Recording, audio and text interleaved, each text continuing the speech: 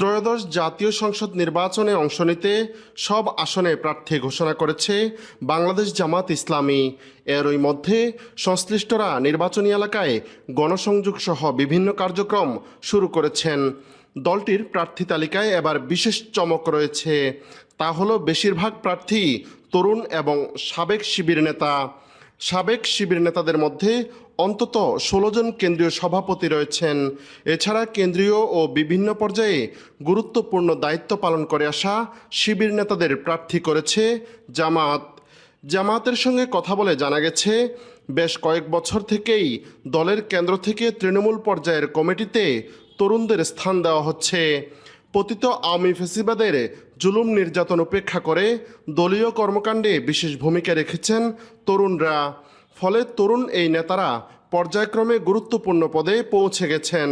সেই ধারাবাহিকতায় ত্রয়োদশ জাতীয় সংসদ নির্বাচনের জন্য প্রার্থী হিসেবে তরুণ নেতাদের বিশেষ গুরুত্ব দেওয়া হয়েছে।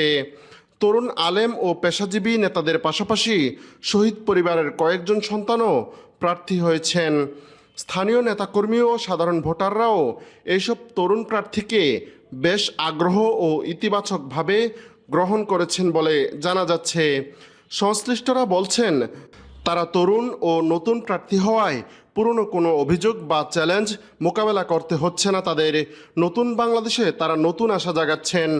এরই মধ্যে ভোটারদের কাছে বেশ জনপ্রিয় হয়ে উঠেছেন তারা। আগামী নির্বাচন সুষ্ঠু ও নিরপেক্ষ হলে তাদের বিজয়ের বিষয়ে অনেকেই আশাবাদী। তরুণ প্রার্থীদের সম্পর্কে জানতে চাইলে ছাত্র শিবিরের সাবেক কেন্দ্রীয় সভাপতি, জামায়াতের কেন্দ্রীয় কর্মপরিষদ সদস্য ও পটুয়াখালী 2 আসনে দলীয় প্রার্থী ডক্টর শফিকুল ইসলাম মাসুদ বলেন, প্রার্থী বাছাইয়ের ক্ষেত্রে জামাত কয়েকটি বিষয়কে গুরুত্ব দিয়েছে। একটি হলো বিগত স্বৈরাচার ফ্যাসিবাদের নির্যাতন নিপীড়নের মুখেও যারা অন্যায়ের কাছে মাথা নত করেননি এবং সাধারণ মানুষের কাছ থেকে দূরে সরে যাননি। দ্বিতীয়ত, প্রতিশ্রুতিবদ্ধ সততা, আমানতদারিতা ও যোগ্যতার প্রশ্নে যারা আপোষহীন, কোনো অবস্থায় তারা ভোগের রাজনীতিতে ব্যবহার হবেন না। তৃতীয়ত, যারা জনগণের কাছাকাছি থেকেছেন, জনগণের ভালোবাসার সমর্থন নিয়ে যারা সামনে এগিয়ে যেতে পারবেন।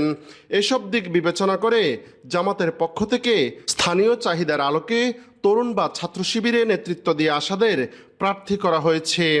শিবিরের সাবেক যেসব সভাপতিকে জামাত আগামী নির্বাচনের জন্য প্রার্থী করেছে তারা হলেন দলটির কেন্দ্রীয় নির্বাহী পরিষদ সদস্য সাইফুল আলম খান মিলন, ঢাকা 12; নায়েবে আমির ডাক্তার সৈয়দ আবদুল্লাহ মোহাম্মদ তাহের, কুমিল্লা 11; সহকারী সেক্রেটারি জেনারেল মাওলানা রফিকুল ইসলাম খান, সিরাজগঞ্জ 4; কেন্দ্রীয় নির্বাহী পরিষদ সদস্য অ্যাডভোকেট মতিউর রহমান আকন্দ, ময়মনসিংহ 5; কেন্দ্রীয় নির্বাহী পরিষদ সদস্য ও ঢাকা মহানগর দক্ষিণের আমির মোহাম্মদ নুরুল ইসলাম বুলবুল, চাঁপাইনবাবগঞ্জ 2; কেন্দ্রীয় নির্বাহী পরিষদ সদস্য ও ঢাকা মহানগর উত্তরের আমির মোহাম্মদ সেলিম উদ্দিন, সিলেট 6; কেন্দ্রীয় কর্মপরিষদ সদস্য ও ঢাকা মহানগর দক্ষিণের সেক্রেটারি ডক্টর শফিকুল ইসলাম মাসুদ, পটুয়াখালী 2; কেন্দ্রীয় কর্মপরিষদ সদস্য ও ঢাকা মহানগর উত্তরের সেক্রেটারি ডক্টর রেজাউল করিম, লক্ষ্মীপুর 3; ঢাকা মহানগর উত্তরের সহকারী সেক্রেটারি ডাক্তার মোহাম্মদ ফখরুদ্দিন মানিক, ফেনী 3;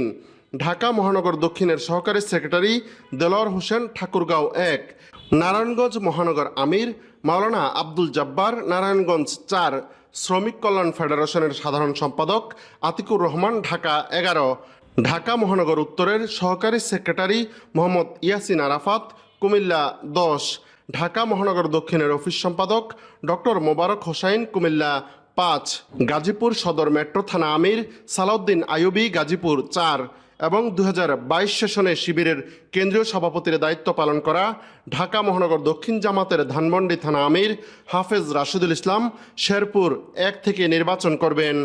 শহীদ পরিবারের সদস্যদের মধ্যে সাবেক আমির মাওলানা মতিউর রহমান নিজামীর ছেলে ব্যারিস্টার নাজিবুর রহমান মোমেন, পাবনা 1 আসন; মাওলানা দেলোয়ার হোসেন সাইদির ছেলে শামীম সাইদি, ফিরোজপুর 2; মাসুদ সাইদি, ফিরোজপুর 1; মীর কাশেম আলীর ছেলে ব্যারিস্টার আরমান, ঢাকা 14 আসনে প্রার্থী হচ্ছেন।